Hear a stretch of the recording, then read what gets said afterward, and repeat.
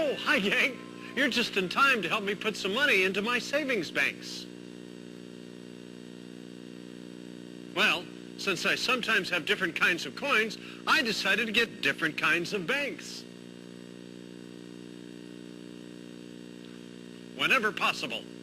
So, do you want to help me save my coins?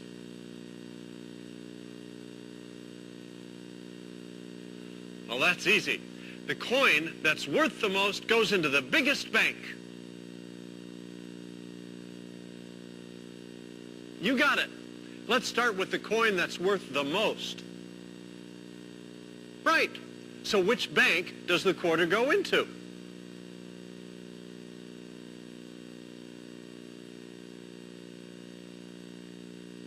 Right. Now, which of these coins is worth the most?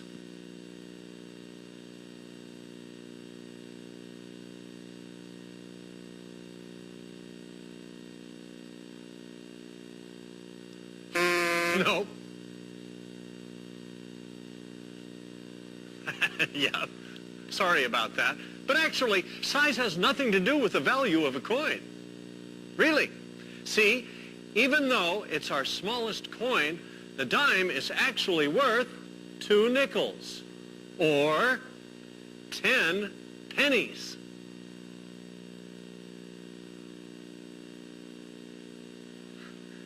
Bingo! And that leaves us with 2 kinds of coins and 2 banks.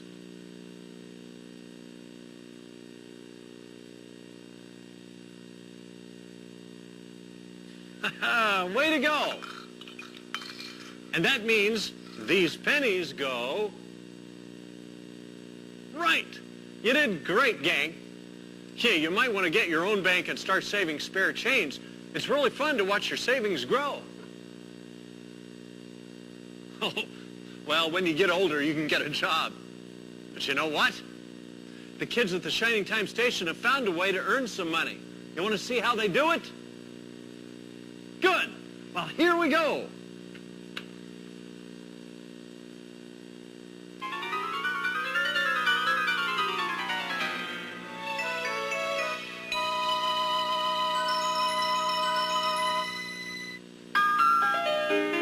Reach for the speed, reach for the whistle, go where the rail may run. Reach for the words, reach for the story, follow the rainbow sun. To a shining time station, where dreams can come true, waiting there for you.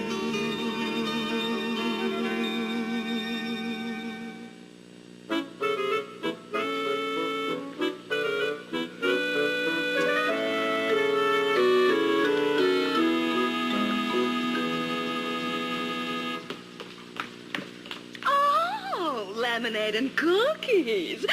How much? 5 cents, miss. Oh, well, Mommy can't complain about me spending that kind of money.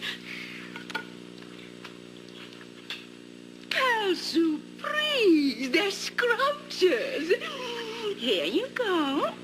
Well, I'll just have to drop in again. Au revoir, kidlets. Yes, Congratulations, Jay! You made your first nickel, right? That's almost 5 cents. But It was just 1 nickel. How would you like to make 10 nickels? Yeah! How'd you like to make 50 nickels? Yeah! How'd you like to make 100 nickels? Yeah! But housekeeper, how do I do it? How do we do it? How? How? By forming a partnership with me. A partnership. Now, kids, you want to make money, don't you? Yeah! Okay, it's a deal, it's a deal. Now, you kids wait right here, okay? And I'm going to be back before you can slice a lemon with our new management team. Okay, partners? Is what? Hello, everyone. Hi, Mr. Conductor. Where have you been? Oh, I'm running in the Minkfield Marathon against a tortoise. What are you doing here?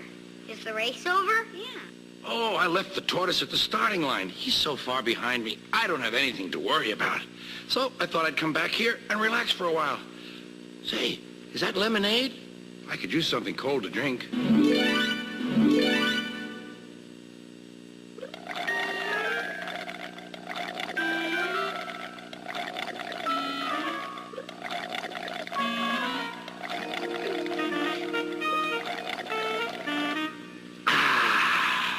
That's better. Hey, I see you've gone into business for yourselves. Well, we were in business for ourselves, but now Schemer's joined us. He said we'll make a lot of money. I don't like the sound of that. But he's our partner. Now let me see. That means he's one part and you're another part. And if one part doesn't get along with another part, then you'll have to part. And if the two parts are apart, how can I tell you apart? Oh, this partnership business is very confusing. If things keep going like this, you'll end up like Donald and Douglas in the brake van. Who are they? You don't know the two Scottish twins, Donald and Douglas? Of course you don't know Donald and Douglas, because I haven't told you about Donald and Douglas. Or was it Douglas and Donald? Do you have time to tell us a story? I mean, aren't you supposed to be running a race against the tortoise? Don't worry about him. He probably isn't even to Point Pokey yet. Now, where was I? Oh, yes. Donald and Douglas. Donald and Douglas are twins and had arrived from Scotland to help Sir Topham Hatt, but only one engine had been expected. The twins meant well, but did cause confusion. Sir Topham Hatt had given them numbers, Donald 9 and Douglas 10, but he was still planning to send one engine home.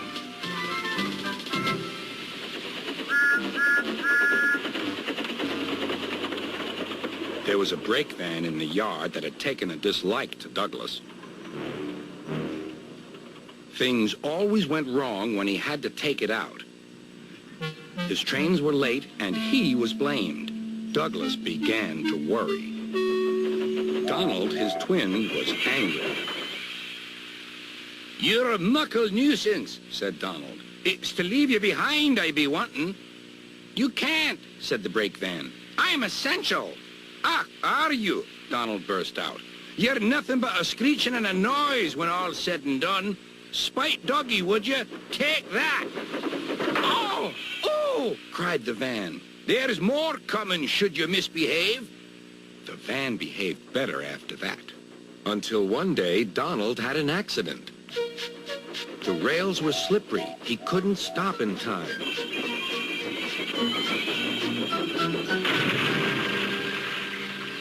Donald wasn't hurt, but Sir Topham Hatt was most annoyed.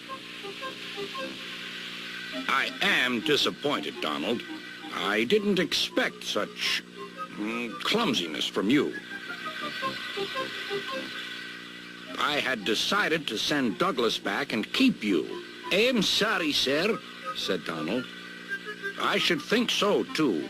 You have upset my arrangements. Now, James will have to help with the goods work while you have your tender mended. James won't like that." Sir Topham Hatt was right. James grumbled dreadfully about extra work.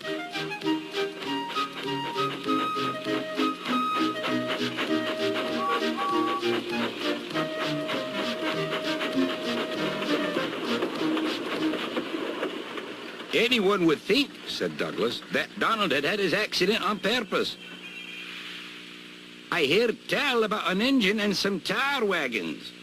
Shut up, said James. It's not funny. He didn't like to be reminded of his own accident. Well, well, well. Surely, James, it wasn't you. You didn't say. James didn't say. He slouched sulkily away. James is cross, snickered the spiteful brake van. We'll try to make him crosser still. Hold back, giggled the freight cars to each other. James did his best, but he was exhausted when they reached Edward's station. Luckily, Douglas was there. Help me up the hill, please, panted James. These freight cars are playing tricks. We'll show them, said Douglas.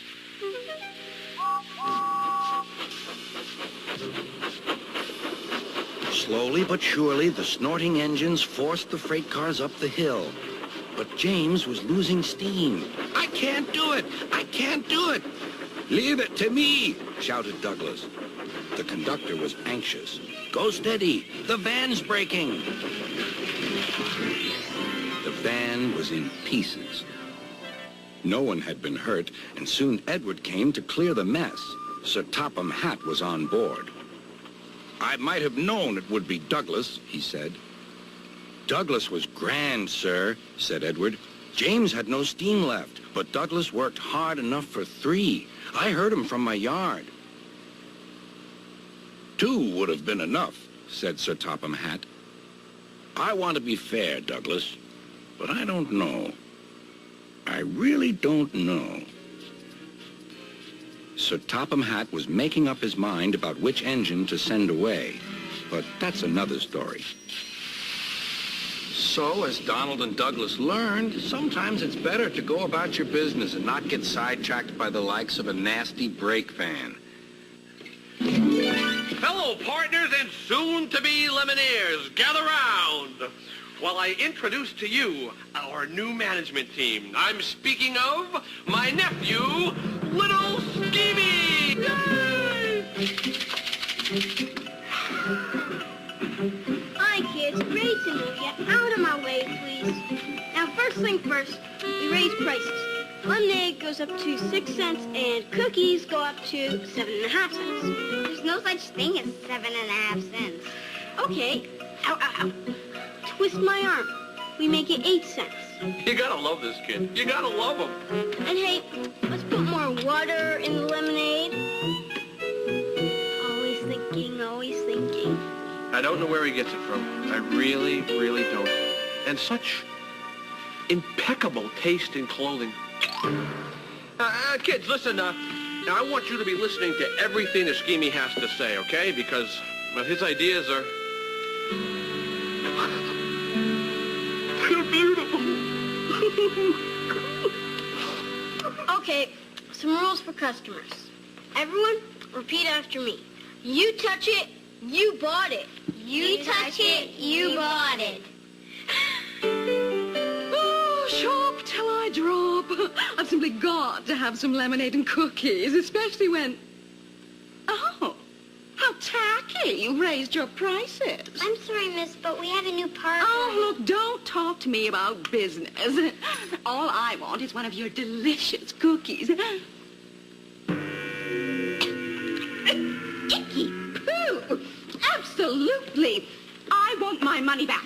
Sorry, lady. You touched it, you bought it. What? But that's crazy. These cookies are disgusting. Hey, what's going on here? Uncle Schemer, this lady's mad about the way I'm cheating her. I just had a perfectly dreadful cookie. Hey, come on, lady. Those are the best cookies this side of Dilly Lick. Really? Mm-hmm. Mm-hmm. And could you swallow one? Hey, as long as it's not my pride, I can swallow anything.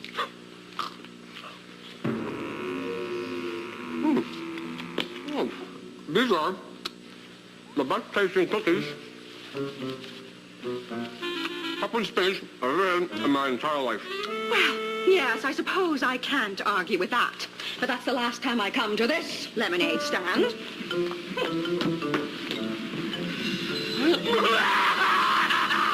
Give me another drink. Skeeny! Come on, move it, move it. Yes, Uncle Schemer? Scheming. You're a genius. Genius. Those things are so bad. No one's going to take them, so we can continue to sell them over and over and over again. Oh, hello, Schemer. Have you seen Stacy Jones? I've just got to find out what time the train from Cloggyville arrives. I'm expecting friends in for my garden party. Let me introduce to you my young nephew, little Schemey. It's a most sincere pleasure to make your acquaintance, Miss Smoot. Oh, what a darling little boy. I heard you were in town visiting your uncle this week. Oh, is this a lemonade stand? Oh, how wonderful. Ma'am, I'd be most honored if you let me and my good friends sell you our lemonade and cookies for your party. Oh, that would be perfect. Well, in that case, what the heck are we waiting for? Why don't we step outside, Schemey, and draw up a contract?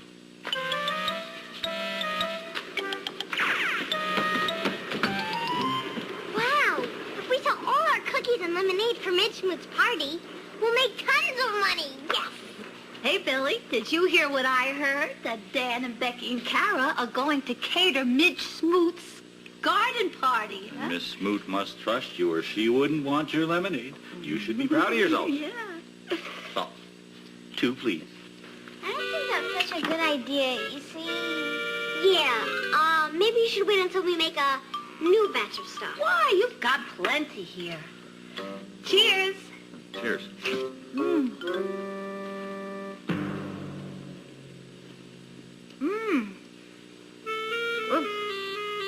Very interesting. Interesting. Maybe some lemonade would be good. Yeah.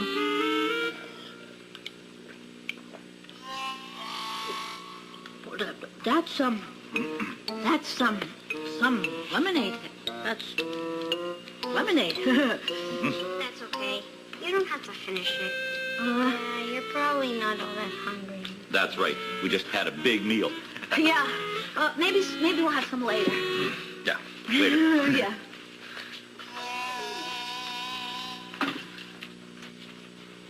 I'm not so sure what we're doing is right. Yeah, Billy and Aunt Stacy were just being nice. They think we don't know how to make good cookies or lemonade, but we do. Yeah. And we aren't, because we got too greedy. Pretty classy, eh? Lemonade man. Bye. You are thirsty? I knew you'd love it. Schemer, there's a problem. You see, we don't like the way things are going. Well, where are things going? We don't want to be cheating people anymore. Yeah, we're not being fair. Fair? Hey, the lemonade business is never fair. Kids, it's a dog-eat-cookie world out there. But, well, if that's the way you feel about it, all right. I accept your resignations. What? Yes, you're absolutely correct. If you're not happy here, bang, you should quit. But we're not... But there are no buts. There's no buts. The nickel stops here, kids. The nickel stops here. And, well, just to show you that there's no hard feelings from me and Schemey, here, I want you kids to have the last of the lemons. Like we would ever use them anyway. It saddens us, but, well, that is the way the lemon squirts.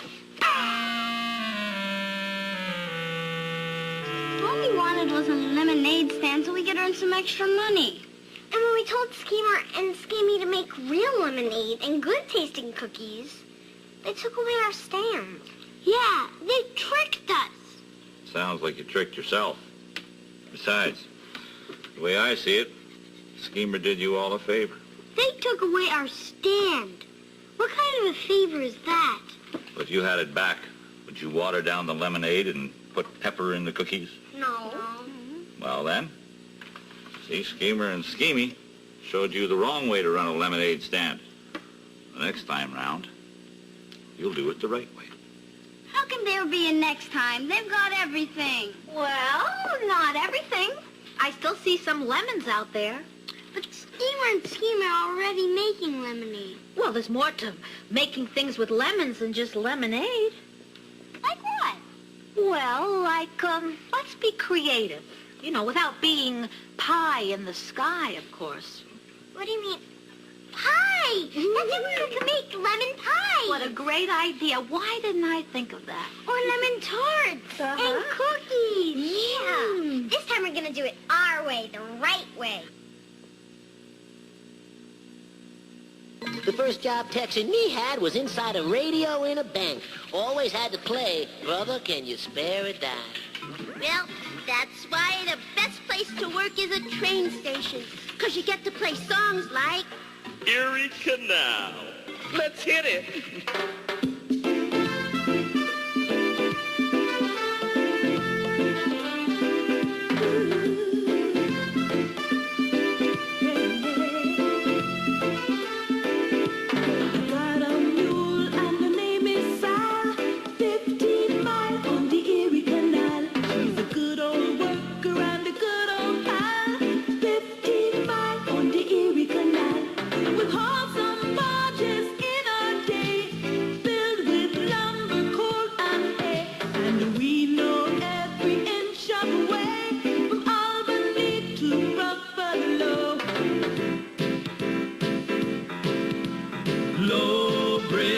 Everybody down, low bridge, for we're going through a town. And you'll always know your neighbor, you'll always know your pal, if you've ever navigated on the Erie Canal.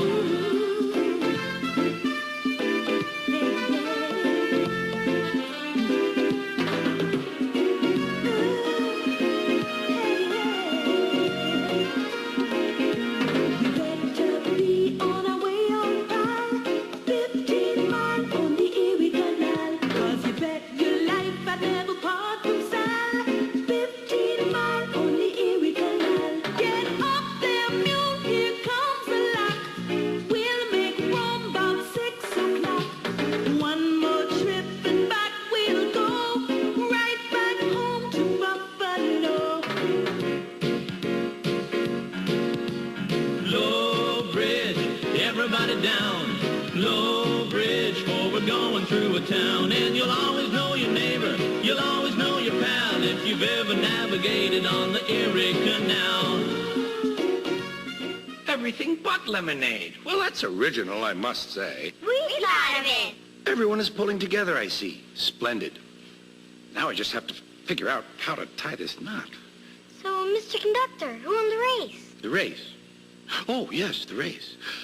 Well, it was close. It was so close that we both won.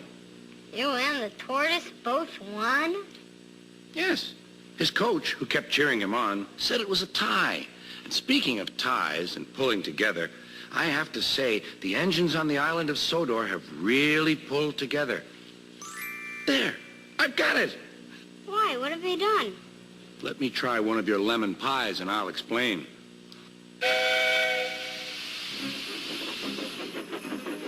Snow came early to the island of Sodor. It was heavier than usual. Most engines hate snow. Donald and Douglas were used to it. Coupled back to back with a van between their tenders and a snowplow on their fronts, they set to work.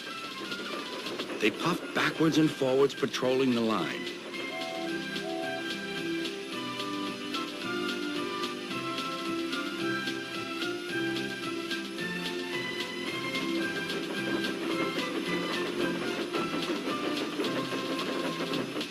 Generally, the snow slipped away easily, but sometimes they found deeper drifts. Presently, they came to a drift which was larger than most. They charged it and were just backing for another try when... Help! Help! Lost sakes, Donald! It's Henry! Don't worry yourself, Henry. Wait a while. We'll have you out. Henry was very grateful. He saw all was not well. The twins were looking glum. They told him Sir Topham Hatt was making a decision. He'll send us away for sure. It's a shame, said Percy. A lot of nonsense about a broken signal box, grumbled Gordon. That spiteful brake van, too, put in James. Good riddance. That's what I say. The twins were splendid in the snow, added Henry. It isn't fair. They all agreed that something must be done, but none knew what. Percy decided to talk to Edward about it. What you need, said Edward, is a deputation. He explained what that was. Percy ran back quickly. Edward says we need a depot station. Of course, said Gordon. The question is, what is a desperation? Asked Henry. It's when engines tell Sir Topham Hatt something's wrong, said Percy. Did you say tell Sir Topham Hatt? Asked Duck thoughtfully. There was a long silence.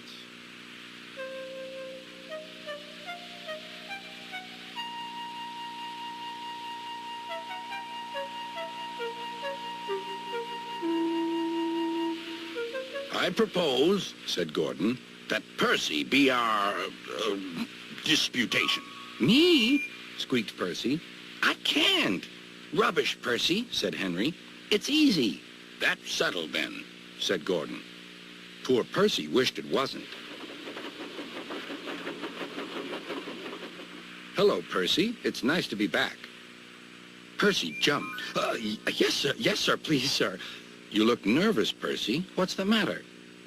Please, sir, they've made me a desperation, sir. To speak to you, sir. I don't like it, sir. Sir Topham Hatt pondered. Do you mean a deputation, Percy? Yes, sir, please, sir. It's Donald and Douglas. They say, sir, that if you send them away, sir, well, they'll be turned into scrap, sir. That would be dreadful, sir. Please, sir, don't send them away. Thank you, Percy. That will do.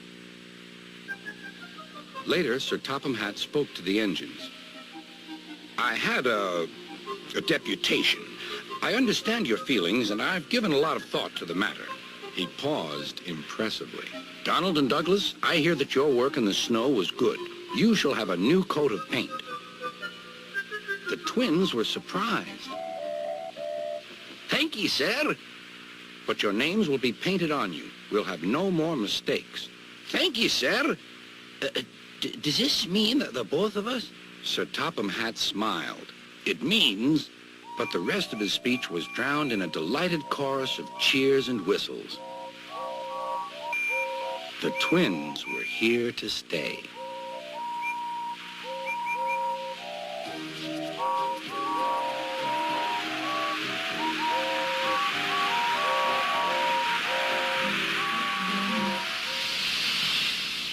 So, as you can see, some of the most surprising things can happen when you stand up for what you believe.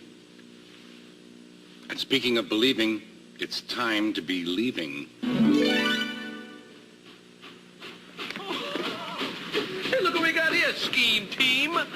Looks like we have some competition. Well, since you took over their last stand, the kids thought they'd start another one. Yeah. All right, ladies, just keep going around in a circle. Ah, my dear Midge. Don't you dare mid-smoot me. Why, you're lucky my dog is better after eating 2 of your cookies. He was sick all afternoon. Well, it's hardly our fault that the dog got sick. It wasn't our fault. I mean, Oh, just be quiet, you little twerp. We are going to keep marching until this stand is under new management. We'll stop people from buying anything. Ladies? Wait a minute. You don't mean the arcade. I mean, that means no more money for the jukebox. People can't buy cheese. And I want my money back. New management, come on. Go. Come on. Here it is. Here's the new management, right over here. Ladies, hold your fire. Miss Moot, we were wondering if you're still going to have your garden party.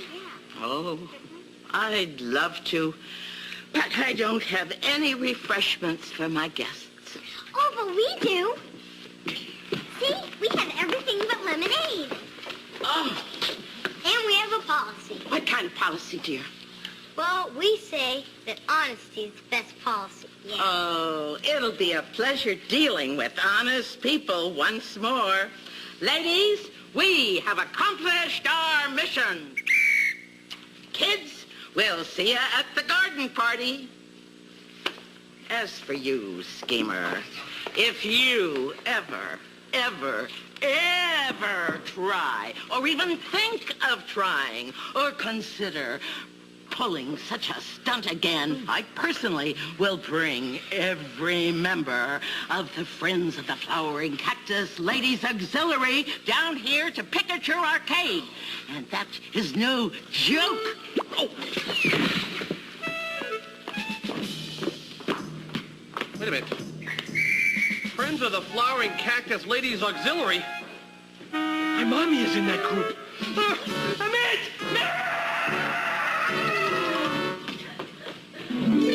Did I hear someone say something about honesty being the best policy? Gee, Mr. Conductor, whenever we did the right thing, everything worked out. Of course, because when you're honest, things have a way of rolling along nicely. Speaking of rolling... Mr. Conductor, look out! Reach for the speed, reach for the whistle, go where the rail may run. Reach for the words, reach for the story, follow the rainbow sun.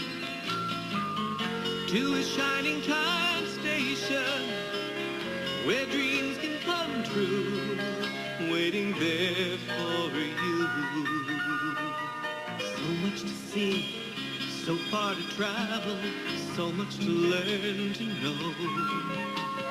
Friends by your side, hopes to hold on to, who knows how far you'll go. To a shining time station, where dreams can come true. Your own imagination waiting there for you.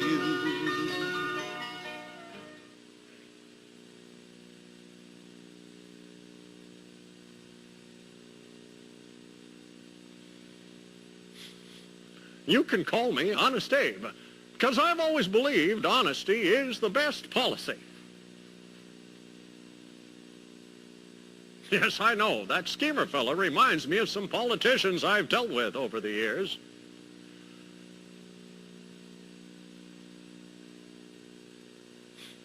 Well, Anthony and I are old friends. He saves pennies for me, and every so often I drop by and give him a $1 bill in exchange for 100 shiny pennies. Well, to be perfectly honest, I like pennies because they have my picture on them. I am. I mean, a penny isn't worth very much all by itself. But after all, a penny saved is a penny earned. Listen closely, and I'll teach you a song about it. Each time you find a shiny coin, you have your luck to thank. But should you spend it right away or put it in the bank? I've earned some money here and there, and one thing that I've learned, with each coin you drop into your bank, a penny saved is a penny earned. With every coin you put away, you'll see your savings grow. A nickel here, a quarter over there, it all adds up, you know. Yes, I've earned some money here and there, and one thing that I've learned, with each coin you drop into your bank, a penny saved is a penny earned. There'll be times to take your bank from off the shelf and buy a treat for mom or dad or for yourself. Yes, I've earned some money here and there, and one thing that I've learned, with each coin you drop into your bank, a penny saved is a penny earned. A penny saved is a penny earned.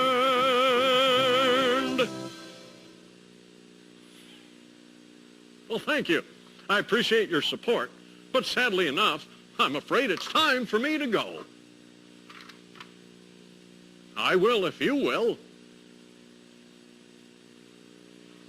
Honest? Good. Well, so long for now.